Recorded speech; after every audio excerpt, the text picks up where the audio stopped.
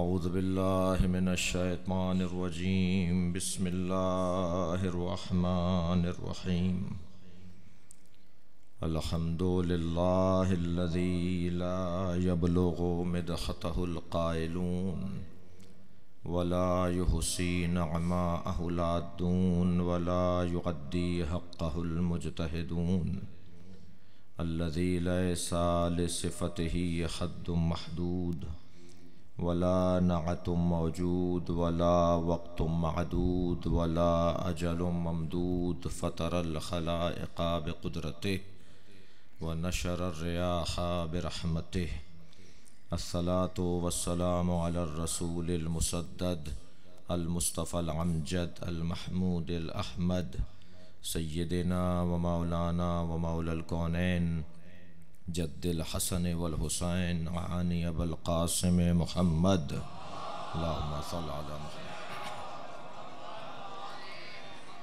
व आलिहि तय्यबीन ताहिरीन अल मासूमीन अल्लज़ीना क़ालुल्लाहु इन्नमा युरीदुल्लाहु लियुज़हिब अन्कुमुर रिजसा अहलल बैत व युतह्हिरकुम तत्हीरा।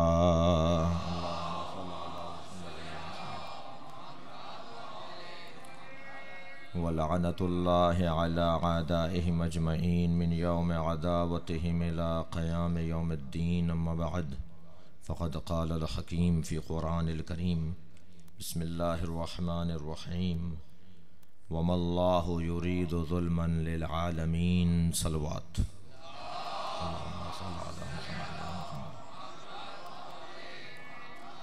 एक सूरह फ़ातिहा की इल्तिमास है और 3 मरतबा सूरह इख़लास। हाज़रीन मजलिस के मरहूमीन शहदाए मिल्लत, मरहूम सैयदा आशिक़ हुसैन, मरहूमा सैयदा नवाब बीबी, मरहूमा सैयदा ग़ुलाम फ़ातिमा और इन मरहूमीन के ख़ानवादे के दीगर मरहूमीन के साले सवाब के लिए तिलावत।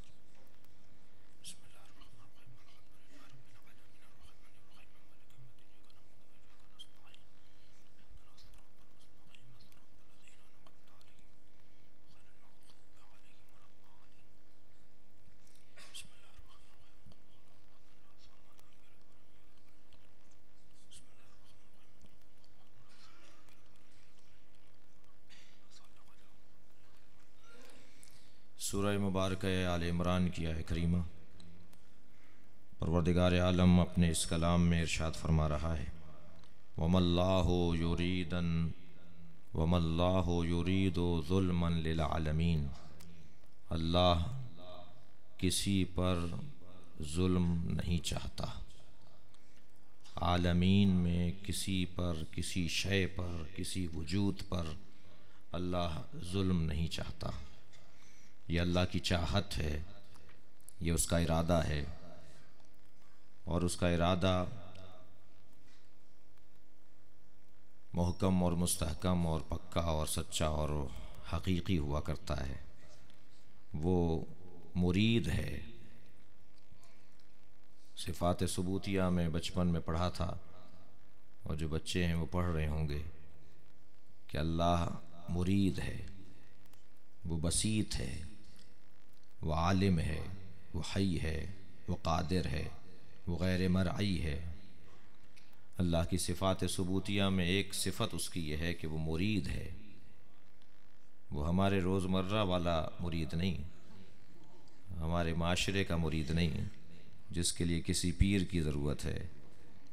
और हमारे माशरे का मुरीद वैसे भी गैर इरादा हुआ करता है, उसका अपना कोई इरादा नहीं होता। लेकिन नहीं, यहाँ पर अल्लाह मुरीद है यानी साहिब इरादा है। उसका इरादा मुहकम हुआ करता है।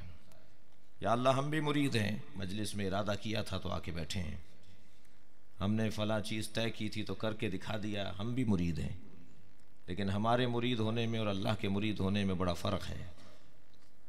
हमारा इरादा और उसके इरादे में बड़ा फ़र्क है। वो मुरीद है और हम भी मुरीद हैं। फ़र्क यह है कि जिसका इरादा बनने के बाद टूटता ना हो वो अल्लाह मुरीद है। एक सलवात भेजे मोहम्मद व आले मोहम्मद।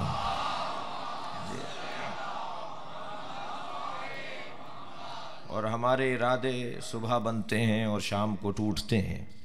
आज की मजलिस में इरादा तो है कि मैं मौला के उस जुमले पे भी गौर करूं कि मौला ने फरमाया कि अरफ़ तो रब्बी बेफ़स्क़िल अज़ाइम, मैंने अपने रब को इरादों के टूटने से पहचाना है। एक सलवात भेजे मोहम्मद व आले मोहम्मद।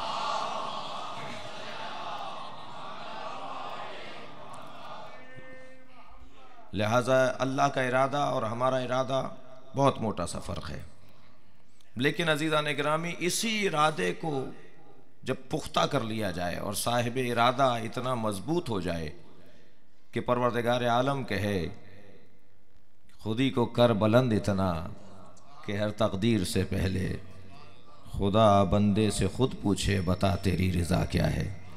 ये इस दर्जे पर साहिब इरादा हो जाए, ये इस दर्जे पर पुख्ता हो जाए कि अब अल्लाह उसके इरादे के मुताबिक कायनात को चलाता हो, उसकी मर्ज़ी को देखता हो। और ऐसी मिसालें सिर्फ तसव्वुराती नहीं हैं बल्कि तारीख़ी हैं। ऐसी मिसालें सिर्फ ख़यालाती नहीं हैं बल्कि मुशाहिदाती हैं। एक सलवात भेजे मोहम्मद वाले मोहम्मद।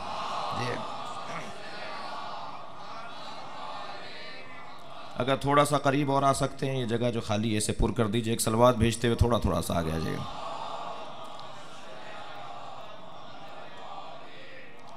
एक और सलवात दिया करें। अल्लाहुम्मा सल्ली अला मुहम्मद।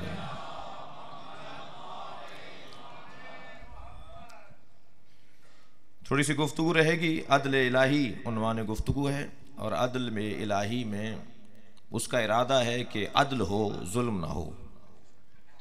हम भी चाहते हैं कि जुल्म ना हो और अदल हो, मगर वो चाहता है कि अदल हो और हम भी चाहते हैं और कि अदल हो। और फिर इस अदल की के मतलब और मफहूम के अंदर जो मबाहिस, जो गुफ्तगू होना चाहिए, जो मैंने समझा कि ज़रूरी है, उसको इन मजालिस में बयान करूँगा कि हम बाज़ औक़ात किसी चीज़ को जुल्म समझते हैं जबकि वो ऐन अदल हुआ करता है।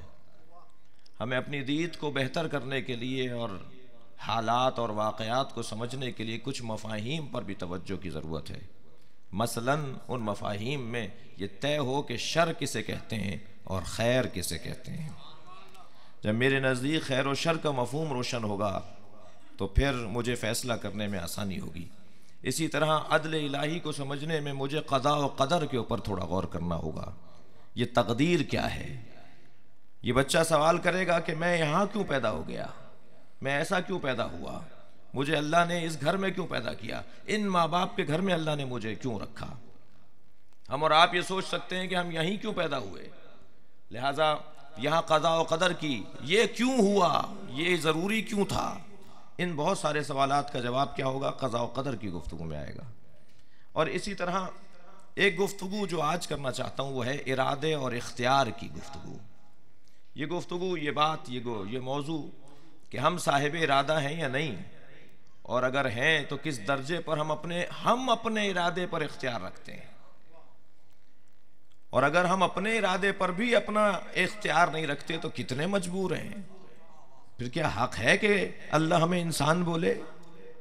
मैं भी अर्ज करूंगा आपकी खिदमत में, यानी जब हम अपने ही इरादे पर इख्तियार ना रखते हों, जब हम अपने ही मामलात और अपने ही अफ़ाल के ऊपर इख्तियार ना रखते हों, हम हैं तो बहुत कुछ मगर इतने मजबूर हैं इस नफ्स के आगे, इस मन के आगे, इस अंदर के वजूद के आगे कि जब चाहता है हमें अपनी मर्जी पे चला देता है, ये जहाँ चाहता है हमें मोड़ देता है, ये जहाँ चाहता है हमें लेकर चला जाता है। इसने हमें जलील किया हुआ है अपने आगे, इसने हमें ऐसा ख्वार किया हुआ है कि ये अपनी मर्जी पर सबको चलाता है, हमें चलाता है।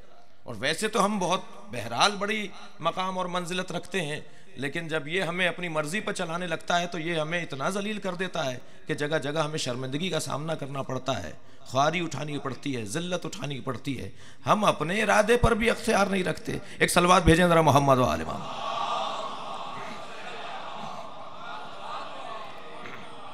अलबत्ता बहुत ज़्यादा मफाहीम हैं, बहुत सारे पैगामात हैं। मैं जो इस खमसे के लिए सोचा था, कुछ मैंने बहरहाल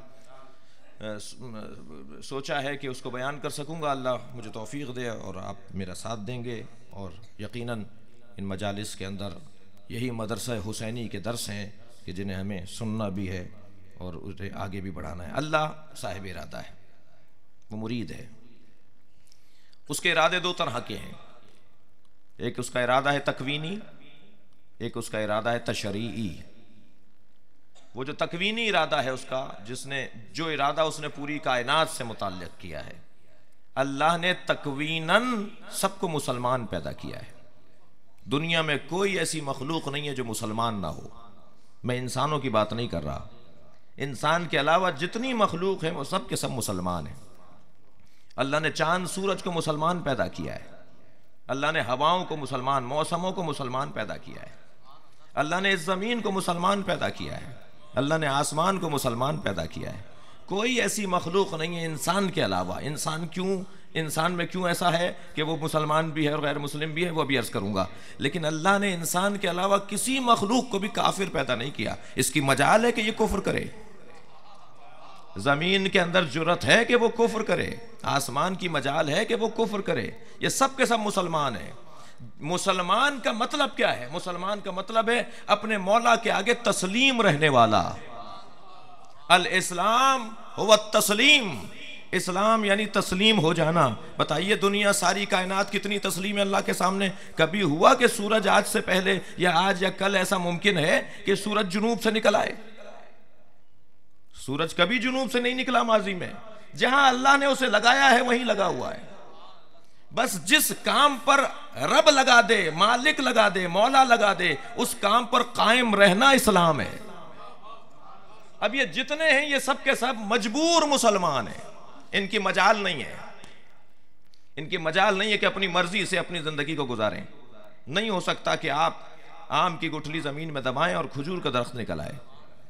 खजूर का दरख्त नहीं, आम ही का दरख्त निकलेगा। इसकी मजाल है कि ये अपने दिए हुए राह, दी हुई लाइन और रास्ते के अलावा कहीं और चल सके। ये सब मुसलमान, लेकिन ये मजबूर मुसलमान है।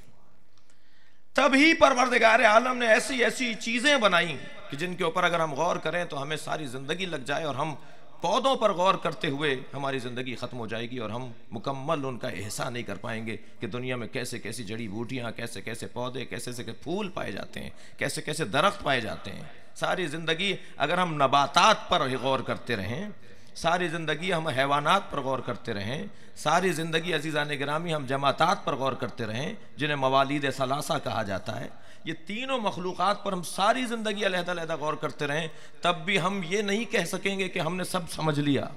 इतना कुछ अल्लाह ने बनाया है, इतना कुछ बनाया है ज़ात किबरिया ने। और अभी तो बहुत सी चीज़ों तक रसाई नहीं हुई है, बहुत सारी चीज़ों तक लोग पहुँचे नहीं हैं। इनकशाफ होते हैं कि समंदर में क्या क्या पाया जाता है, इनकशाफ होते हैं कि इस दुनिया मवालिद सलासा में क्या क्या अल्लाह ने नेमतें रखी हैं, ऐसे ऐसे शाहकार रखे हैं।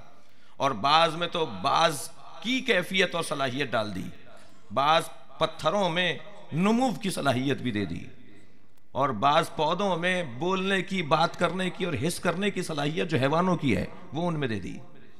और बाज़ हैवानात के अंदर अज़ीज़ान गिरामी फैसला लेने की सलाहियत अता कर दी जो कुछ इंसान में पाई जाती है। परवरदिगार आलम ने कैसे कैसे जलवे, कैसे कैसे करिश्मे इन तमाम मखलूक़ात में रखे। लेकिन इन सब को बनाने के बाद ज़ात किबरिया ने कभी भी अपने आप को ये नहीं कहा कि मैंने बहुत कुछ बना दिया। गोया कुछ बनाया ही नहीं है। इतना कुछ बनाने के बाद कभी उसने ये नहीं कहा। ये सारी मजबूर मखलूक बनाई, मगर मजबूर है इसलिए अल्लाह ने अपनी तारीफ ही नहीं की। लेकिन जैसे ही मुख्तार मुसलमान को बनाया, जैसे ही मुख्तार मुसलमान यानी इंसान को बनाया, फौरन कहा तबारक अल्लाह, अल्लाह तुझे मुबारक हो, सलवात भेजे मोहम्मद व आले मोहम्मद।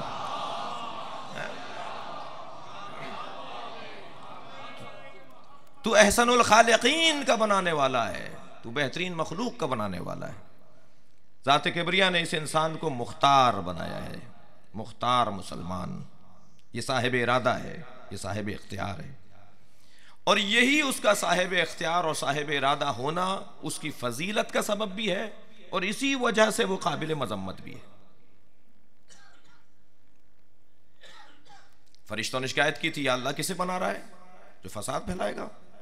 ये शिकायत थी इस वजह से कि इसे इख्तियार तूने दे दिया है, इसे तूने साहिब इरादा बना दिया है। परवरदिगार आलम ने फरमाया जो मैं जानता हूं वो तुम नहीं जानते। वो कहने लगे नहनु नुसब्बिहु बिहम्दिक व नुक़द्दिसु लक, या अल्लाह हम तेरी तस्बीह भी कर रहे हैं और तेरी तकदीस भी बयान कर रहे हैं, जरूरत क्या है इसे बनाने की। परवरदिगार आलम ने कहा जो मैं जानता हूं, इन्नी आलम मा ला तालमून, जो मैं जानता हूं तुम नहीं जानते। वो क्या जानता था अल्लाह जो फरिश्ते नहीं जानते? अल्लाह को मुकद्दस माब नहीं चाहिए। तवज्जो है। परवरदिगार आलम को तकद्दुस जिससे झड़ता हो और टपकता हो वो नहीं चाहिए। परवरदिगार आलम को सच्चा और साहिब इरादा मुसलमान चाहिए का जो मैं जानता हूं तुम नहीं जानते। ये अपने नफ्स पर काबू करके दिखाएगा, ये अपने वजूद पर तसल्लुत लाकर दिखाएगा, ये अपने इरादे पर चलकर दिखाएगा जो मैं चाहता हूं। ये जब मेरी मर्जी के मुताबिक अपने इरादे को ढाल देगा तब मैं तुमसे पूछूंगा बताओ मैंने इनके लिए बनाई थी दुनिया।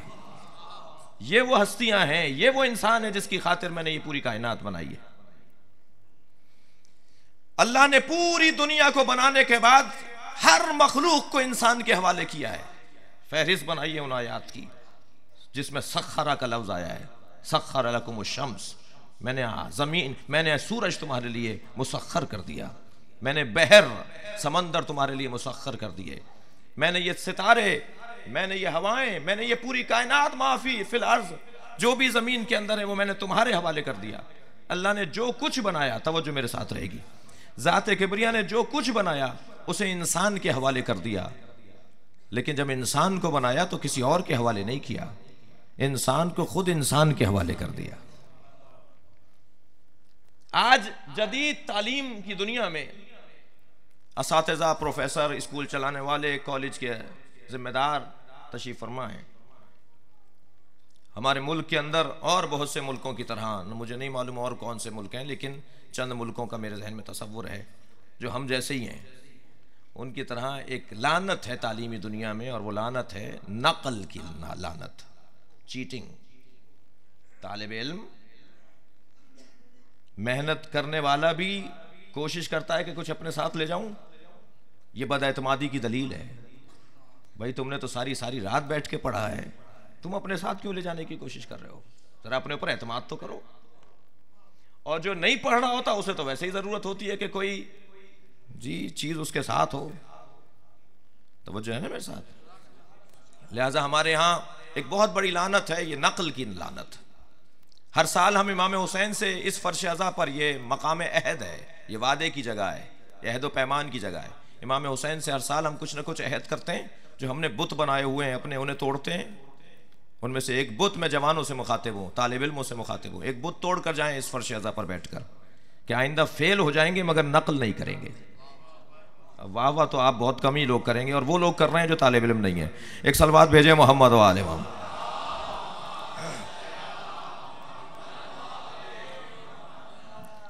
नकल नहीं करेंगे चाहे 4 दफा फेल हो जाएं। इसलिए जुमला कह दूं, इसलिए कि हमें नकल वैसे भी नहीं करनी है, हम नकल मानते भी नहीं है। भाई हमें किस तरह से नकल से कोई ताल्लुक होगा? लिहाजा तय करें कितनी दफा फेल होंगे, 3 दफा 4 दफा फेल होंगे। पढ़ किस लिए रहे हैं? डिग्री लेने के लिए या शऊर बढ़ाने के लिए? अगर डिग्री लेने के लिए, नौकरी लेने के लिए पढ़ रहे हैं तो अज़ीज़ान किरामी, जो पढ़ ही लालच में रहा हो, जो पढ़ ही दुनियादारी के लिए रहा हो, इंसानियत बढ़ाने के लिए तालीम होती है, लालच बढ़ाने के लिए और दौलत बढ़ाने के लिए तालीम नहीं होती। इसका वादा अल्लाह ने वैसे ही किया हुआ है कि तुम अगर हिलने वाले हो, जिंदा हो, हिल रहे हो, तो मैं तुम्हें रिज़्क़ दूंगा। मा मिन दाब्बतिन फिल अर्ज़ इल्ला अल्लाह रिज़्क़ुहा, जमीन पर कोई हिलने वाला नहीं है मगर मैंने उसके रिज़्क़ की जिम्मेदारी ली हुई है। भूखा तो वो मरने नहीं देगा। एक सलवात भेजे मोहम्मद वाले मोहम्मद।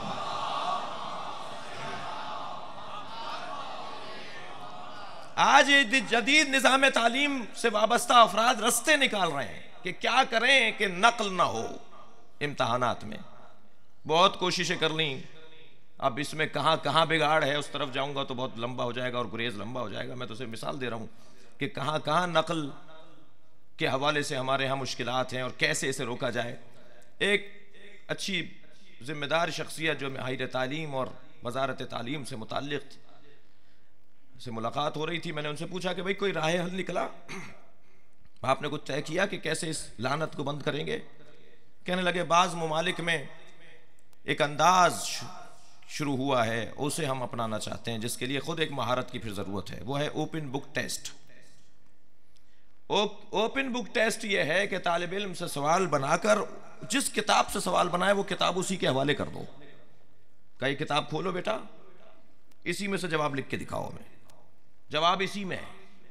ये तय है कि ये पेपर इस किताब से बना है, हमारे यहाँ अभी नहीं आया, ये आया है, ये इस पे गुफ्तगू शुरू हो चुकी है बाज़ शख्सियात में, बाज़ माहिरीन में, कि किताब जिससे आपने सवालनामा बनाया है वही किताब उसके हवाले करके कहें कि लो ये सवालनामा देखो और ये जवाब इसी से निकाल के दो, ओपन बुक टेस्ट।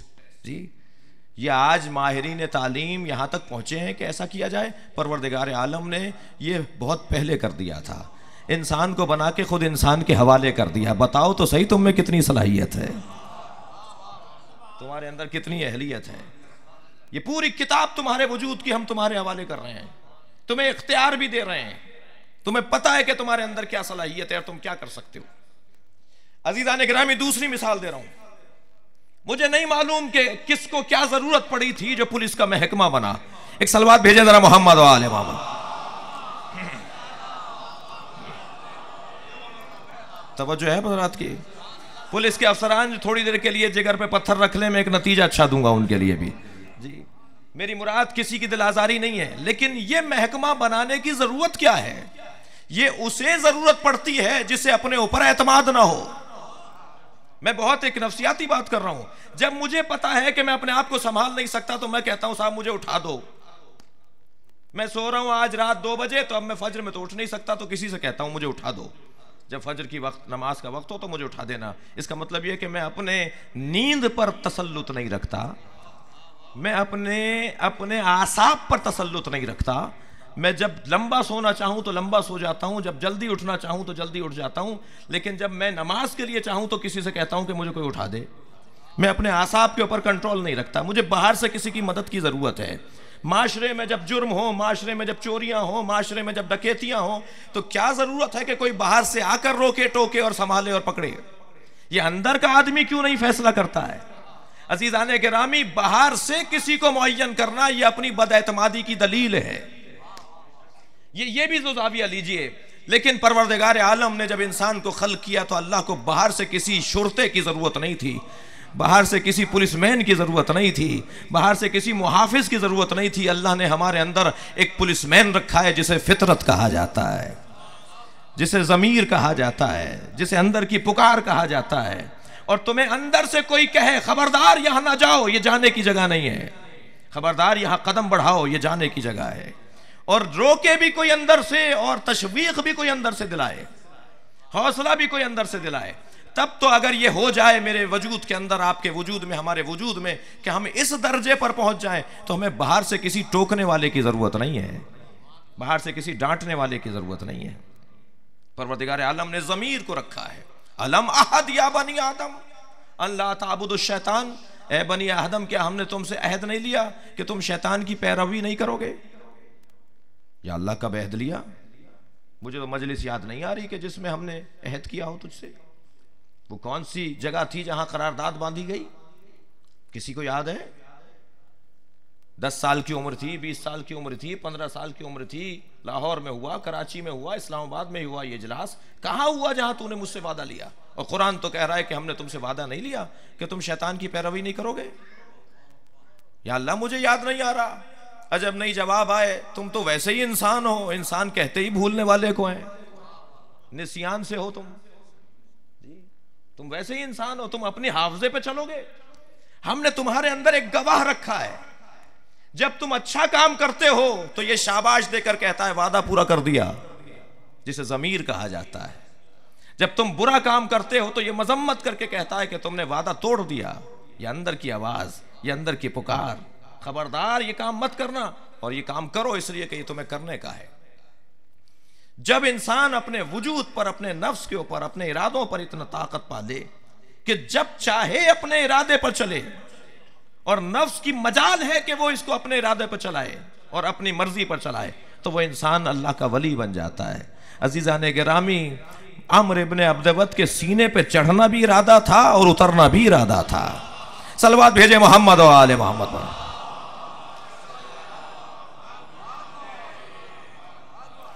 फिर फरमा रहे हैं थोड़ा थोड़ा सा आगे आ जाएं, बड़ी इनायत होगी। एक सलवात भेजते हुए थोड़ा सा आगे आ जाइए। पानी पिला दो। एक सलवात भेजिए और थोड़ा सा आगे आए।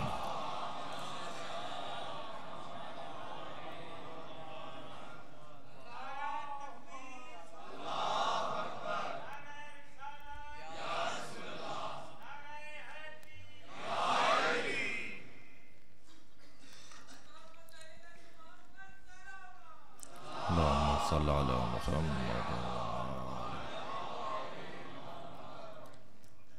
अल्लाह ने इस इंसान को खलीफतुल्लाह बनाया है, अपनी सिफात का मजहर बनाया है।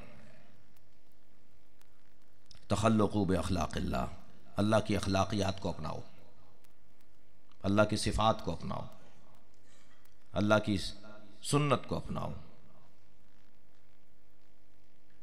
अल्लाह की सिफात यह है कि अल्लाह करीम है, करीम बन के दिखाओ। अल्लाह सत्तार है, सत्तार बन के दिखाओ। अक़ीदा तौहीद इतना सस्ता और हल्का अक़ीदा नहीं है कि जो चाहे इस पर राय दे दे। अक़ीदा तौहीद अली इब्न अबी तालिब बताएंगे, और जिस अंदाज से मेरे मौला अली ने अक़ीदा तौहीद की तबयीन और तफसीर की है, कोई उसकी बू भी नहीं पा सकता जो अली इब्न अबी तालिब ने कहा है। मजाल नहीं है कि किस अंदाज से कोई सोच भी सके। अल्लाह की अखलाकियात को अपनाओ। अल्लाह सत्तार है, सत्तार बन के दिखाओ, छुपा कर दिखाओ दूसरों के ऐबों को। 40 दिन, ज्यादा भी नहीं, एक हदीस में कहा 40 दिन ये करके दिखा दो। उम्र तो तुम्हारी 80 बरस की है, 60 बरस की है, 40 बरस की, 40 दिन मुझे ये करके दिखा दो कि तुम दूसरों के ऐबों को छुपा सकते हो। अजीज़ान गिरामी, 99 सिफतें जो कुरान मजीद के किसी सफ़े पर लिखी होती हैं, या 1000 सिफात जो जोशन कबीर के अंदर हैं। अल्लाह के 1000 नाम मौला ने लिए हैं जोशन कबीर में। उन 1000 और इन 99 सिफतों की बात नहीं, एक सिफत पर अगर कोई इंसान पूरा उतर आए तो अल्लाह उसे वली बना देता है, वो खुदा का वली बन जाता है। ज्यादा अरसे भी नहीं। वो कह रहा है 40 दिन जरा अपने आप को गहरा करके दिखाओ, अपने आप को जरा वजनी बना कर दिखाओ। तुम्हारे पास उसका भी ऐब है, उसका भी ऐब है, मालूम है फला के अंदर यह ऐब है, जरा इसे छुपा कर दिखाओ। तुम्हें राज मालूम हो गए, जरा इन्हें छुपा कर दिखाओ। और हमारे आलम यह है कि 10 आदमियों से कहने के बाद यह कहा जाता है कि मैं आपसे कह रहा हूं, किसी और से मैंने नहीं कहा, इसे किसी से कह मत दीजिएगा आप। और पूरे शहर को मालूम हो जाता है कि उस आदमी के अंदर यह ऐब है, उसके अंदर यह मुश्किल है। अजीज़ान गिरामी, एक आरिफ की खिदमत में एक दुर्वैश पहुंचा, कहने लगा कि मैं आपका शागिर्द बनना चाहता हूं। कहने लगे इरफान की दुनिया में तो शागिर्द वो बन सकता है जो राजदार हो। जो राजदार नहीं रह सकता वो आरिफ नहीं बन सकता, वो अल्लाह तक नहीं पहुंच सकता। कहा उस्ताद क्या करना पड़ेगा? कहा राजदार नहीं हो तो तुम हमारे शागिर्द भी नहीं बन सकते। कहा नहीं मैं बन सकता हूं। कहा कैसे मैं पहचानूं? बहुत मुश्किल काम है, बहुत मुश्किल काम है राजदार बनना। हम तो ख्वाब नहीं छुपा पाते, मुझे माफ करेंगे। हमें कोई ख्वाब अच्छा दिखाई दे जाए तो जब तक 4 आदमियों को बता नहीं दे, इससे रूहानियत कम होती है, इससे आइंदा आने वाली निशानियों में कमी हो जाती है। हमें कोई अच्छी निशानी मालूम हो जाए, अच्छा कोई इशारा मिल जाए तो हम 4 आदमियों को बता नहीं दें। जब तक हमसे पूछने लगे कि मौलाना ये मुश्किल है, क्या करें? हमने कहा ये दुआ पढ़ लीजिए। कहा नहीं, ये तो हम 4 दफ़ा पढ़ते हैं। किसने पूछा था आपसे कि 4 दफ़ा पढ़ते हैं आप? फौरन बताना कि मैं तो इतनी नमाजें पढ़ता हूँ, मैं तो इतने रोज़े रखता हूँ। ज़रा सी परेशानी होती है, हम तो सारी नमाजें पढ़ते हैं, हमने तो हज भी किया है, हम तो ज़ियारतें भी करके हैं, परेशानियाँ फिर हमारे लिए क्यों हैं? ये किसने कहा था आपको सारा बता दें कि आप क्या क्या करते हैं? ये तो आपका अपने रब से मामला था ना, ये मेरे रब से मामला था। मुझे ज़रूरत क्या है कि मैं किसी और को बताऊँ कि मैं ये करता हूँ? हम तो इतना भी नहीं छुपा पाते कि हम नमाज वक्त पर पढ़ते हैं। तो राज सत्तार, राजों को छुपाने वाला, ऐबों को छुपाने वाला, खूबियों और कमालात को छुपाओ इसलिए कि ये बताने की नहीं है। जब तक अहल ना मिले उसे ना बताओ।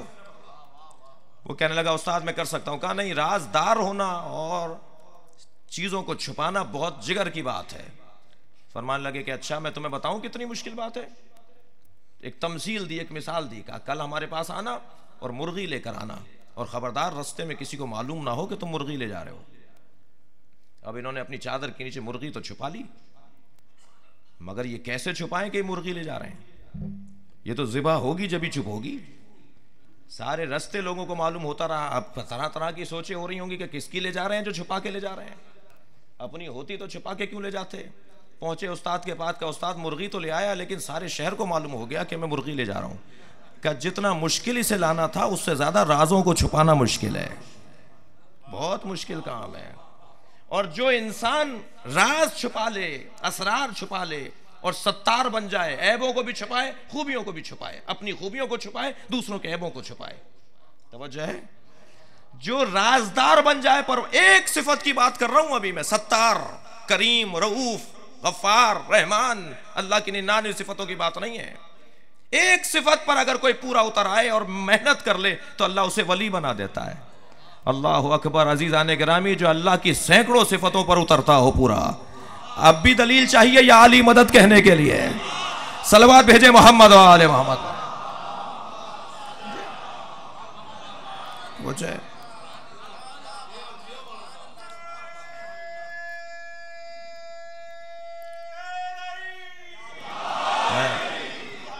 और शायद यही वजह हो कि जो चंद सिफतों पर पूरा उतरता है वो कभी शहबाज कलंदर बनता है, कभी इमाम बरी बनता है, कभी अब्दुल्ला शाह गाजी बनते हैं, और जो अल्लाह की ज्यादा से ज्यादा सिफतों पर पूरा उतरे उसे हैदर कर्रार कहा जाता है, उसे अली मुर्तजा कहा जाता है।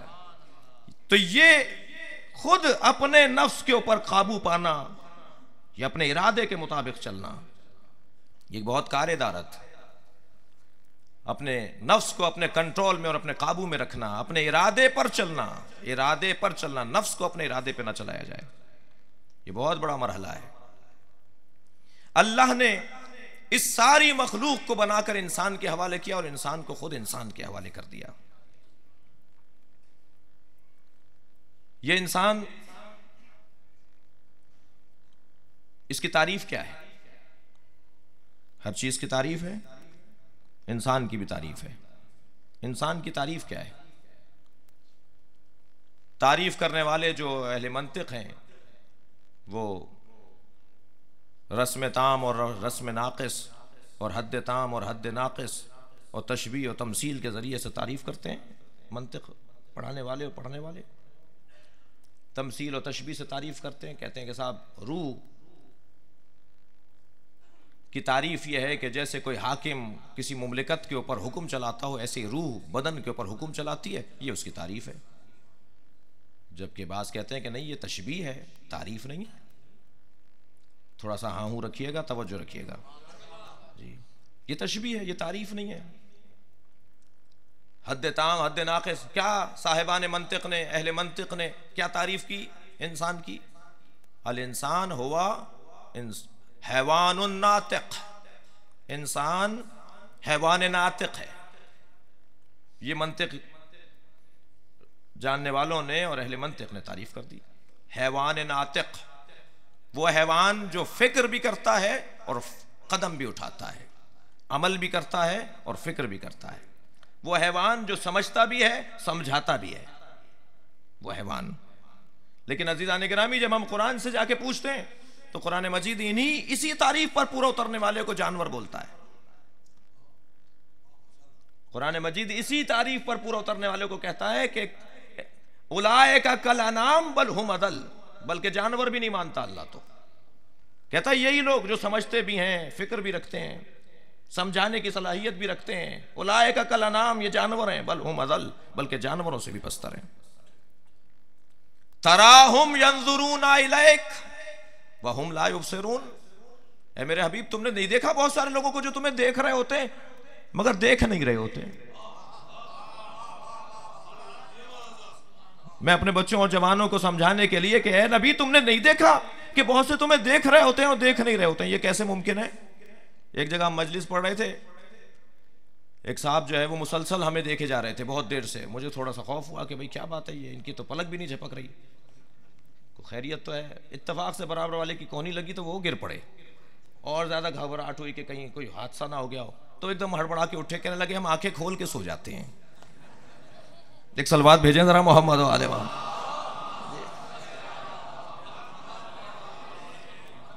तो नबी को अल्लाह कह रहा है तुमने नहीं देखा बहुत से लोगों को तुम्हें देख रहे हैं मगर देख नहीं रहे। तो उनकी आंखें तो तुम्हें देख रही हैं मगर वो तुम्हें देख नहीं रहे कि तुम क्या हो, कौन हो, क्या कमाल रखते हो, क्या विलायत रखते हो, क्या हैसियत रखते हो, तुम्हें समझ नहीं पा रहे। परवरदिगार आलम इसी बात की तरफ हमारी रहनुमाई कर रहा है, खबरदार ये लोग जिन्हें तुम कह रहे हो कि ये देखते भी हैं, सुनते भी हैं और बोलते भी हैं, समझाते भी हैं, इनमें से बहुत से लोग हैं जो जानवर हैं। तो अल्लाह के नजदीक कुरान मजीद में उसने इंसानों का तारुफ करवाया है। कभी अल्लाह ने इंसान को पत्थर, शैतान और हैवान कहा है, और कभी अल्लाह ने इंसान को खलीफतुल्लाह कहा है। अब वो जो खलीफतुल्लाह है वो है कि जो अपने इस बदन की, इस मुमलिकत बदनिया पर अदालत को नाफिज कर सकता है, और जो इस बदन और इस मुमलिकत बदनिया पर अदालत को नाफिज कर ले वही हक रखता है कि वो माशरे में अदालत को नाफिज कर सके। सलवात भेजे मोहम्मद व आले मोहम्मद।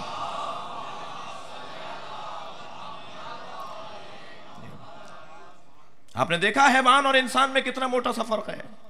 उसका अपना कोई इरादा ही नहीं है, ये अपने इरादे से चलता है। इंसान दो चीजों से मिलकर बना है। इंसान खाक से और रूह इलाही से मिलकर बना है। इसका पुतला खाक का बनाया अल्लाह ने, और उसके बाद वह नफख्तु फीहि मिन रूही, उसके अंदर परवरदिगार आलम ने उस खाक के पुतले में अपनी रूह डाल दी।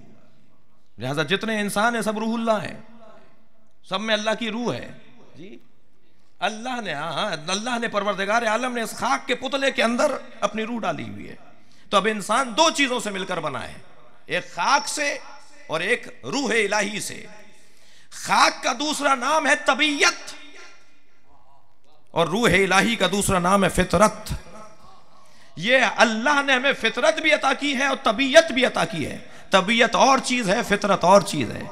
हमारी तबीयत में हैवानियत है, हमारी फितरत में लिल्लाहियत है। हमारी तबीयत के अंदर हैवानियत पाई जाती है, लिहाजा जब तबीयत फितरत पर गालिब आ जाएगी तो ये इंसान दिखाई देगा मगर हैवान होगा, और जब फितरत तबीयत पर गालिब आ जाएगी तो यही इंसान वलीउल्लाह बनता हुआ दिखाई देगा। यही इंसान दर हकीकत अल्लाह का क़ुर्ब और खलीफतुल्लाह शुमार किया जाएगा। लिहाजा ये अपनी फितरत पर कारबंद है। वो जो तबीयत पर कारबंद रहते हैं लोग, उनका सिर्फ और सिर्फ मकसद है हैवानी जिंदगी। अल्लाह ने हैवान और इंसान के बदन के अंदर राज रखे हुए हैं।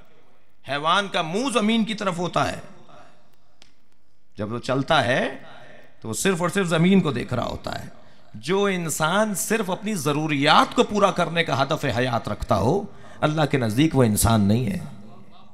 जिसको सिर्फ और सिर्फ ये हम गम और परेशानी और दबाव और टेंशन हो कि मुझे मेरी जरूरतें किसी तरह से पूरी हो जाएं, वो अल्लाह के नजदीक इंसान नहीं है। हैवानात के बदन की साख्त में और हमारे बदन की साख्त में भी अल्लाह ने रमज रखा है। हमारे सर को हमारे बदन के किसी भी उज़्व के बराबर नहीं रखा, और हैवान के सर को हैवान की दुम के बराबर कर दिया। जरा गौर तो करें, हैवान का सर उसकी पुश्त के बराबर, हैवान का सर उसकी दुम के बराबर, लेकिन इंसान के सर को बदन के किसी भी उज़्व के बराबर नहीं रखा। इंसान के सर को सर बुलंद रखा है, और हैवान के सर को जमीन की तरफ झुका हुआ रखा है। जो सिर्फ खाक ही में अपने मतलब ढूंढता हो वो हैवान होगा, इंसान नहीं होगा।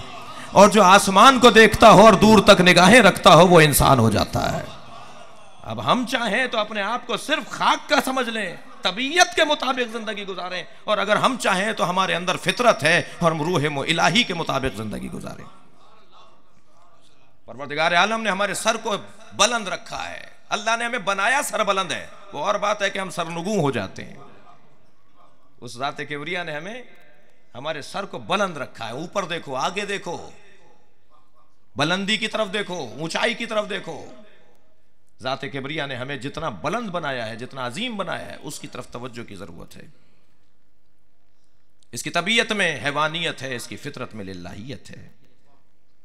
अजीज़ान गिरामी, बस जो अपने इरादों पर, माफ कीजिएगा, अपने नफ्स पर अपने इरादे को हाकिम और मुसल्लत कर दे और हाकिम बना दे, वली बना दे, फिर वो इंसान कभी मरता नहीं है।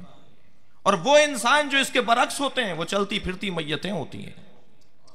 जो अपने अपने अपने इरादों पर नफ्स को हाकिम बना दें, जो अपनी, जुमला वही, जो अपनी तबीयत को फितरत पर हाकिम बना दें, वो चलती फिरती मैयतें होती हैं। और जो अपनी फितरत को अपनी तबीयत पर हाकिम बना दें, वो मरने के बाद भी मरते नहीं हैं। उन्हें कब्र के हवाले भी कर दें तो उनकी कब्र हिदायत अता कर रही होती है। अजीज़ान गिरामी, कितने बरस गुजर गए करबला के वाक़े को, आज भी हुसैन का मज़ार हिदायत अता कर रहा है। इसलिए कि वो है कि जिन्होंने अपनी फितरत को गालिब रखा है, अपने इरादों को हाकिम रखा है। अब ये फरमाना मेरे मौला अली का, अरफ़्तु रब्बी बिफ़स्क़िल अज़ाइम, मैंने अपने रब को इरादों के टूटने से पहचाना। अल्लाह अकबर, उसके अंदर भी यही पैगाम है। हमारा सवाल करने वाला ये सवाल करता है कि ये कैसे मुमकिन है कि अली और इरादे टूट जाए? ये हदीस कैसी है? अली के तो इरादे टूट ही नहीं सकते, अली और इरादे टूटे। तो मैं यहां दो जवाब दूंगा, एक नक़ज़ी जवाब है, एक हल्ली जवाब है। नक़ज़ी जवाब तो यह है कि अज़ीज़ान गिरामी, अली अली है, नबी नबी है, अल्लाह अल्लाह है। हमें इस बात को महसूस करना चाहिए कि खबरदार, अली इब्न अबी तालिब अल्लाह नहीं है। तमाम तर अजमतें जो हम सोच भी नहीं सकते जी, अमली दुनिया में तो हम सब मुक़स्सिर हैं। तो वो जो है इसलिए कि अली को पहचानने वाला सिर्फ अल्लाह है और नबी है। अगर कोई ये दावा कर दे कि मैं पहचानता हूं तो या झूठ बोल रहा है वो, या वो इन दोनों में से कोई है जी। या तो वो झूठ बोल रहा है कि ये कह दे मैंने अली को पहचान लिया, या वो अल्लाह है वो या नबी है जी, या वो झूठ बोल रहा है। लिहाजा हम जितने हैं हम सब के सब मुक़स्सिर इस माना में हैं कि हम पहचान नहीं सकते, हम जो बोल रहे हैं उसका हक अदा नहीं कर सकते।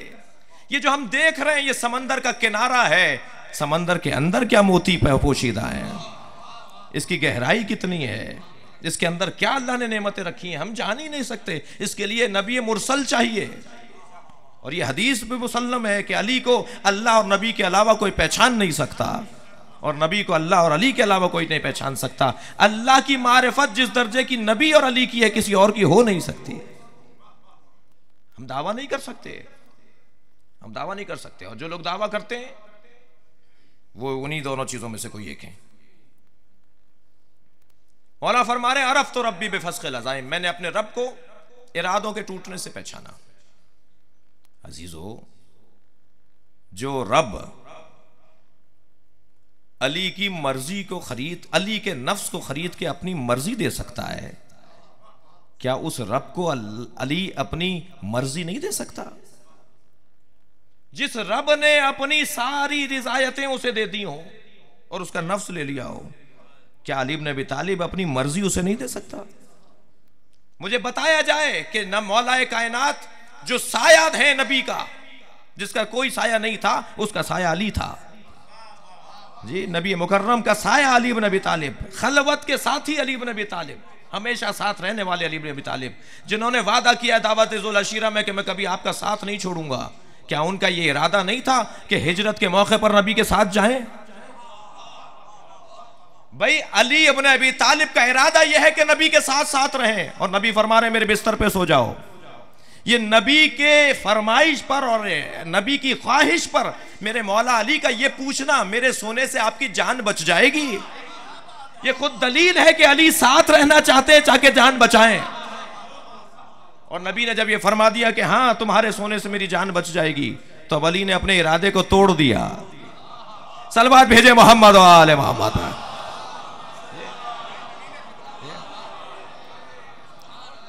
और बिस्तर पैगंबर पर सो गए, और ऐसे सोए इसलिए कि वो जागना भी अल्लाह के लिए था, ये सोना भी अल्लाह के लिए है। क्या ये नींद कैसे आ गई जो नींद लेने का आदी ना हो? क्या हम जागते भी उन्हीं के लिए थे, अब सोएंगे भी उन्हीं के लिए। लिहाजा हमारी जिंदगी में कोई फर्क नहीं है। मेरे मौला का इरादा था या नहीं कि नबी के साथ हमेशा रहें? अगर इस मिसाल में मेरी बात रोशन नहीं है, जंगे तबूक के मौके पर सबको साथ ले जा रहे हैं, मौला को छोड़ रहे हैं, तो मेरे मौला के चेहरे पर उदासी थी। फरमाया या अली अमा तरजा अन तकूना मिन्नी बिमंज़िलत हारून मिन मूसा, क्या तुम राजी नहीं हो कि तुम्हारी निस्बत मेरे साथ वही हो जो मूसा को हारून के साथ थी? इसका मतलब यह है कि अली जाना चाहते थे, अल्लाह का इरादा यह है कि अली रुक जाएं। सलवात भेजे मोहम्मद व आले मोहम्मद।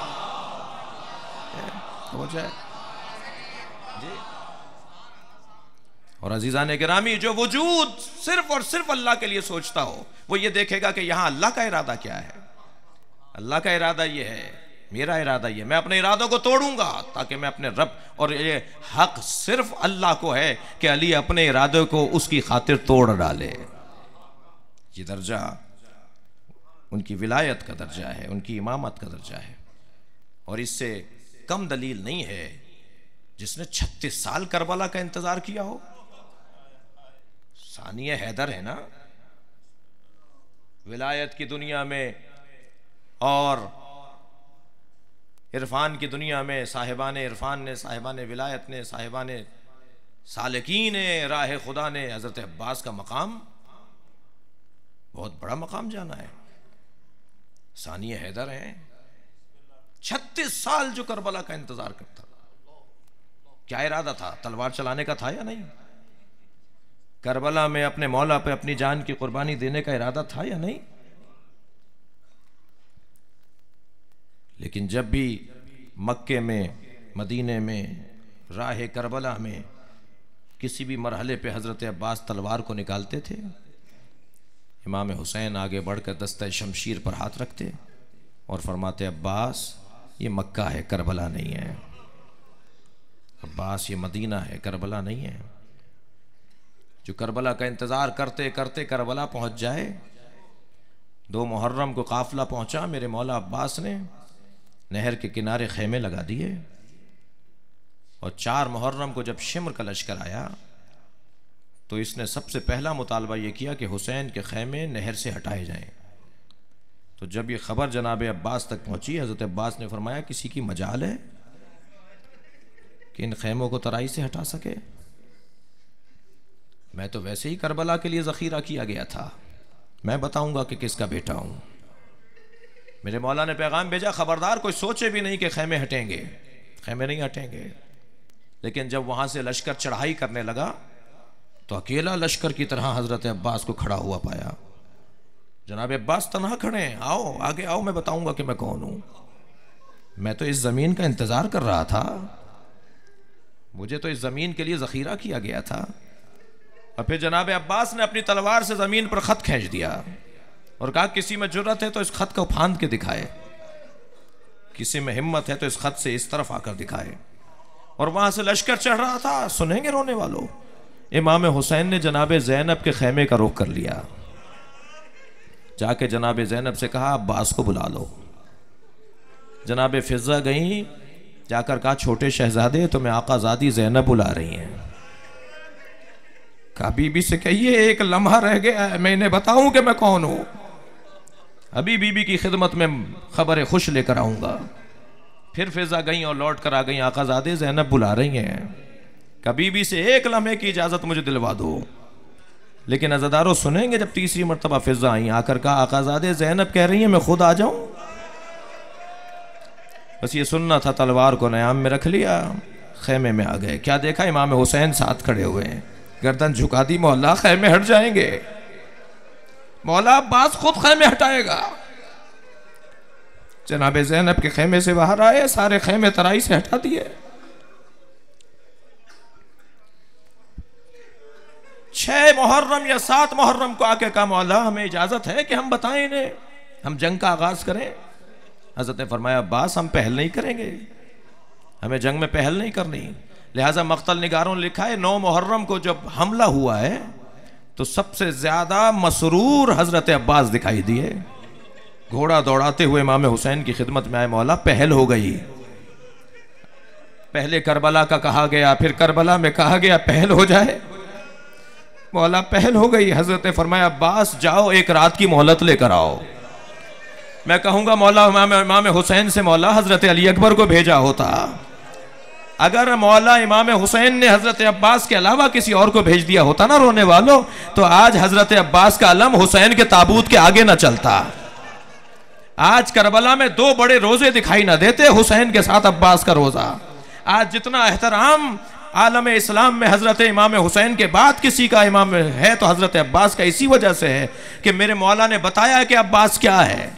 फरमाया, अब्बास जाओ एक रात की मोहलत लेकर आ जाओ। अल्लाह अकबर, गर्दन झुका दी, नहीं कहा मौला हम तो इन्हें मार सकते हैं, हम इन्हें तबाह कर सकते हैं। मेरे मौला ने गर्दन झुकाई, चले गए उस खेमे के करीब जो पिसर सात का खेमा था। अज़ादारों, बाजू कलम होना मुसीबत है, मशकीज़े में तीर लगना मुसीबत है, सर में गुर्ज लगना मुसीबत है, लेकिन किसी शरीफ तरीन फर्द का किसी कम ज़र्फ़ से कुछ मांगना ये बहुत बड़ी मुसीबत है। जब जनाब सकीना को जनाब ज़ैनब ने इमाम हुसैन के लाशे से उठाया ना, शाम गरीबा में ढूंढती हुई पहुंची सकीना को, तो नशेबे करबला में अपने बाबा के लाशे के करीब सो रही थी। कहा सकीना यहाँ कहाँ लेटी हो? कहा फूफी अम्मा ये मेरे बाबा का लाशा है। जब मेरे दामन में आग लग गई, मेरे गोशवारे छीने गए, तो इस लाशे से आवाज़ आ रही थी सकीना मेरे करीब आ जाओ। फूफी अम्मा मेरे बाबा का लाशा है। फूफी अम्मा मुझसे बात कर रहे थे, इस कटी हुई रगों से बाबा की आवाज़ आ रही थी। कहा सकीना तुम्हारे बाबा ने और क्या कहा? कहा मेरे बाबा ने कहा सकीना जब वतन जाओ तो हमारे शियों से कहना कि उस मुसीबत को ज़रूर याद किया करें जब हुसैन दुश्मन से पानी मांग रहा था। अपने अली असगर के लिए जब हुसैन दुश्मन से पानी मांग रहा था, उस मंजिल को, उस मरहले को याद करके ज़रूर रोया करें। जनाब अब्बास ने आकर कहा मेरा मौला एक रात जंग आगे बढ़ाना चाहता है, एक रात की मोहलत चाहते हैं, हम अल्लाह की इबादत करना चाहते हैं। अज़ादारों इसने कहा है अब्बास अली तुम कुछ देर रुको, मैं मशवरा करके जवाब दूंगा। सिपा सालारों को बिठा लिया और सबसे मशवरा करने लगा, बताओ क्या जवाब दूं? अब्बास आए हैं, हुसैन ने पैगाम भेजा है। शिमर ने कहा हमें एक दिन नहीं देना होगा, आज ही 9 मुहर्रम को जंग तमाम हो जाना चाहिए। लेकिन अज़ादारों एक इब्ने जुमू नामी एक बसरे का सिपा सालार था, उसने कहा ए पिसरे साद सुनेंगे अज़ादारों, तुर्क और देलम के ग़ुलाम उस वक्त में बहुत आसानी से और कम कीमत में मिल जाते थे। जिन ग़ुलामों की कीमत नहीं होती थी, सस्ते मिल जाते थे, वो तुर्क और देलम के ग़ुलाम होते थे। कहता है ए पिसरे साद अगर तुर्क और देलम के ग़ुलाम भी एक रात की मोहलत मांगते तो हमें देना चाहिए थी। ये फर्जंदे ज़हरा है जो इजाज़त मांग रहा है, ये नबी का नवासा है जो इजाज़त मांग रहा है, इसकी फजीलत बहुत बड़ी है, इसे एक रात की मोहलत दे दो। तकल्लुफ करके नहीं रोए अज़ादारों, आपकी आवाज़ें बुलंद नहीं हो रही। जब मजलिस में आवाज़ बुलंद होती है, इमाम जाफर सादिक दुआ देते हैं, या अल्लाह इन आवाज़ों पर रहमत नाजिल फरमा जो मेरे जद हुसैन पर गिरिया कर रहे हैं। इमाम बाक़िर रोने वालों के लिए खुसूसी दुआ फरमाते हैं। पिसरे साद ने आकर कहा अब्बास जाओ अब आशूरा को जंग होगी। जनाब अब्बास अज़ादारों आ गए मौला इमाम हुसैन की खिदमत में। रोज़े आशूरा नमूदार हो गया। जनाब अब्बास करबला से पहले करबला का इंतज़ार करते रहे, करबला में पहल होने का इंतज़ार करते रहे, पहल हो गई तो आशूरा का इंतज़ार करते रहे, और जब एक पर एक शहीद लाशें आते रहे, जब एक पर एक शहादतें होती रहीं, तो एक मरतबा जनाब अब्बास ने आकर इमाम हुसैन के सामने आकर कहा मौला अब लहजा बदल गया अब्बास का, अब अंदाज मेरे मौला का बदल गया जनाब अब्बास का। अब तक कहते थे मौला मुझे लड़ने की इजाज़त है, अब जुमला का मौला मुझे मरने की इजाजत है। अल्लाह अकबर। मेरे मौला ने फरमाया अब्बास तुम हमारे लश्कर के सिपा सालार हो, तो दाएं और बाएं देखकर का मौला वो लश्कर कहां गया? मौला वो लश्कर कहां गया जिसका मैं सिपा सालार था? अज़ादारों जनाब अब्बास को इजाज़त दे दी मेरे मौला इमाम हुसैन ने। चले गए बच्चों के लिए पानी लेने के लिए, पानी ला रहे थे, मशकीज़े में तीर लग गया, दोनों बाजू कलम हो गए, सर पर गुर्ज लग गया। अब इमाम हुसैन जुलजना पर बैठकर अब्बास के लाशे के करीब बढ़ रहे हैं। ये जुमला मेरा दिल कर रहा है रोने वालों के लिए बयान कर दूं। जैसे ही इमाम हुसैन जुलजना पर बैठकर उस सिमत बढ़ने लगे जहां से अब्बास के सलाम की आवाज़ आई थी, तो एक मरतबा घोड़ा चलते चलते रुक गया। आवाज़ दी जुलजना तू आगे क्यों नहीं बढ़ रहा? इसने एक जानिब इशारा किया, क्या देखा? अब्बास का तड़पता हुआ बाजू है, जनाब अब्बास का कलम बाजू है। घोड़े से उतरे, जनाब अब्बास के बाजू को उठाया, कुछ और आगे बढ़े, जुलजना चलते चलते फिर रुक गया और इशारा किया। अब्बास का दूसरा बाजू भी तड़प रहा था, इसलिए कि बाजू कलम किया गया था। आगे बढ़कर अपने भाई के बाजुओं को उठाया। अज़ादारों तसव्वुर तो करें कि जब हुसैन चले थे तो क्या तसव्वुर था कि मैं अपने भाई के करीब जा रहा हूं। अब तसव्वुर बदल गया, जिसके बाजू कट गए हों। ये वही मसाइब हैं, अजरुकुम अल्लाह, अजरुकुम अल्लाह, ये वही मसाइब हैं जिनके लिए जनाब फातिमा ज़हरा कहती हैं जब मेरे अब्बास के मसाइब पढ़ा करो, इन रोने वालों को बताओ कोई बुलंदी से गिरे और उसके बाजू ना हो तो वो कैसे जमीन पर गिरेगा? मेरा अब्बास घोड़े से गिरा, अब्बास के बाजू न थे। आवाज दी मौला मेरा सलाम आखिर कबूल मातम हुसैन या हुसैन।